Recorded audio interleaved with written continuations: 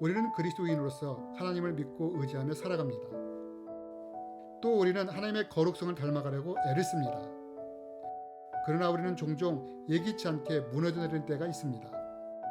현실 앞에 무너지고 죄 앞에 무너지고 나 자신 앞에 무너지는 때가 있습니다.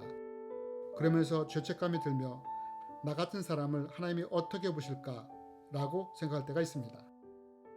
이럴 때 우리는 자신에 대해 실망하고 낙심하게 되는데 하나님은 이런 우리를 어떻게 바라보실까요? 성경 말씀을 통해 이럴 때 하나님이 우리를 어떻게 바라보시는지 배우기를 원합니다. 우리는 성경 말씀을 통해 두려운 현실 앞에 무너져 내린 한 사람을 찾아볼 수 있습니다. 누구입니까? 바로 베드로입니다. 베드로는 어떤 사람입니까? 긍정적으로 보면 진취적이고 적극적인 기질을 가진 사람입니다. 반면 또 어떤 면이 있습니까? 성격이 급하고 행동보다 말이 앞선 사람이기도 합니다. 그리고 어느 날 이런 기질을 가진 베드로가 문제를 일으키고 맙니다. 그 일이 무엇입니까? 예수님은 최후의 만찬을 마치고 기도하시러 감난산으로 가십니다. 그때 예수님이 제자들에게 말씀하십니다. 그때 예수께서 제자들에게 이르시되 오늘 밤에 너희가 다 나를 버리리라. 기록된 바 내가 목자를 치리니 양의 떼가 흩어지리라 하였느니라. 이 말씀은 예수님이 사람들에게 붙잡힐 것을 아시고 제자들에게 하신 말씀입니다. 그런데 이 말씀이 끝나기 무섭게 베드로가 뭐라고 했다고 합니까? 베드로가 대답하여 이르되 모두 주를 버릴지라도 나는 결코 버리지 않겠나이다. 내가 주와 함께 죽을지언정 주를 부인하지 않겠나이다. 베드로가 뭐라고 했다고 합니까? 2번이나 사람들이 다 예수님을 버릴지라도 자기는 버리지 않을 것이다. 차라리 죽을지언정 자기는 부인하지 않겠다고 호언장담한 것입니다. 그런데 이렇게 장담했던 베드로가 그날 밤에 어떻게 합니까? 사람들 앞에서 대놓고 예수님을 부인해버립니다. 여중이 와서 묻습니다. 내가 보니 당신 갈릴리 사람 예수와 함께 있었던 사람이지요? 이 말에 뭐라고 합니까? 나는 당신이 뭐라고 하는지 모르겠어 라고 합니다. 또 똑같은 질문을 받자 어떻게 했다고 합니까? 맹세하며 부인했다고 합니다. 내가 하나님의 이름을 두고 맹세하는데 나는 그 사람을 정말 모르오. 또 질문하자 이번에는 저주하며 맹세합니다. 내가 하나님의 이름으로 맹세하는데 나는 그 사람을 정말 모르오. 내가 그 사람을 안다면 내가 천벌을 받을 것이오. 사실 베드로가 몇 시간 전에 예수님 앞에서 뭐라고 말했습니까? 다른 사람이 다 버릴지라도 나는 버리지 않을 것입니다. 내가 예수님과 함께 죽을지언정 결단코 부인하지 않겠습니다. 호언장담하지 않았습니까? 그런데 이런 베드로가 사람 앞에서 두려운 현실 앞에서 무너져 내린 것입니다. 거기에다 이런 베드로의 모습을 예수님이 직접 보셨다는 것입니다. 주께서 돌이켜 베드로를 보시니 베드로가 주의 말씀 곧 오늘 닭 울기 전에 내가 3번 나를 부인하리라 하심이 생각나서 예수님이 베드로가 부인하는 모습을 직접 목격하신 것입니다. 이것을 본 예수님의 마음이 어땠을까요? 만약 내 주위에 이런 사람이 있다면 우리 마음이 어떨까요? 저는 오래전 친구의 배신으로 굉장히 힘든 때가 있었습니다. 친구는 학생회에 출마하는데 자기를 도와주면 자기도 나에게 필요한 것을 돕겠다고 약속했습니다. 그 친구를 열심히 도왔습니다. 결국 좋은 결과가 있었습니다. 그런데 그 친구는 약속을 저버리고 다른 사람에게 필요한 것을 넘겼습니다.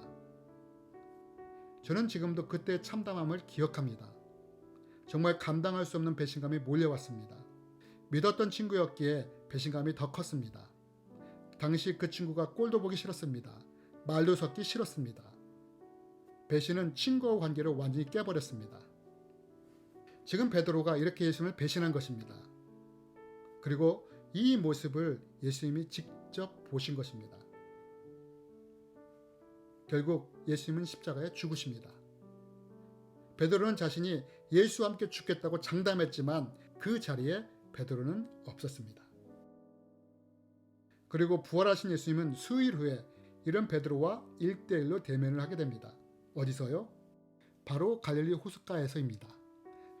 베드로와 제자들이 갈릴리 호숫가에서 고기를 잡고 있었습니다. 그때 요한이 해변가에 있는 예수님을 목격합니다. 저기 예수님이 계신다! 이 말을 들은 베드로가 어떻게 했다고 합니까?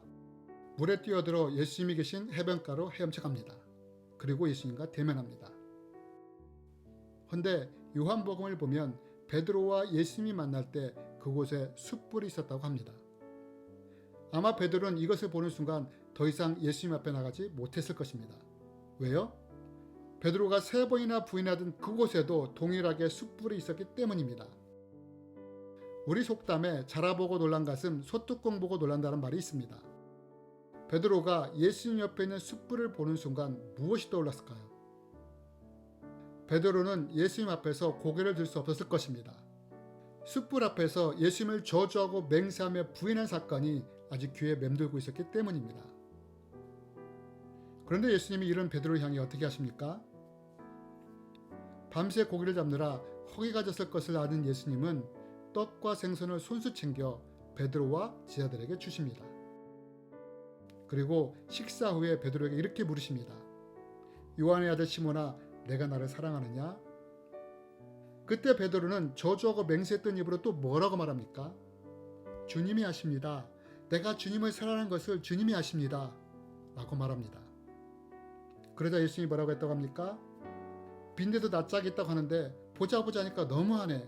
너 언제까지 그 입으로 오락가락 할 거냐? 하시면서 외면하십니까? 사실 이것은 인간이 자기를 배신한 사람을 볼 때의 반응입니다. 하지만 예수님은 어떻게 했다고 합니까? 내 양을 먹이라 하시며 오히려 베드로를 회복시켜 주시고 여전한 신뢰를 보여주십니다. 이것이 바로 인간과 다른 예수님의 성품이십니다. 그렇다면 왜 예수님은 말과 행동이 전혀 달랐던 베드로를 향해 이렇게 하셨을까요? 예수님은 우리와 다른 관점으로 사람을 보시기 때문입니다. 보통 사람들은 무엇을 보고 평가합니까? 그 사람의 말과 행동, 죄를 보고 평가합니다. 그래서 우리는 여전히 지금도 베드로를 향해 행동보다 말이 앞선 사람, 급하고 다혈질적인 사람이라고 평가하지 않습니까? 바로 이것이 인간의 관점입니다. 반면 예수님은 베드로를 어떤 관점으로 보십니까? 예수님은 부인했던 베드로가 아니라 그 이후에 자신의 행동을 보며 통곡하는 모습을 보시는 분이십니다. 또 예수님 때문에 배를 버려두고 헤엄쳐 달려온 그 베드로의 마음을 보시는 것입니다. 우리는 실수를 보지만 예수님은 그 이후에 예수님을 향한 마음을 보신다는 것입니다. 앞에서 한 집사님의 고백을 말씀드렸습니다. 저같이 죄 많은 사람도 하나님이 사랑하실까요? 이 말에 숨겨져 있는 것이 무엇입니까? 하나님 앞에 죄 많은 사람이라는 고백이지 않습니까? 여전히 하나님을 기억하는 마음이지 않습니까? 하나님이 보시는 것은 바로 이 하나님을 향한 마음이라는 것입니다. 베드로는 부인하고 저주했습니다. 그러나 베드로가 예수님 앞에 나오자 기꺼이 받아주시고 품어주시고 회복시켜 주셨습니다.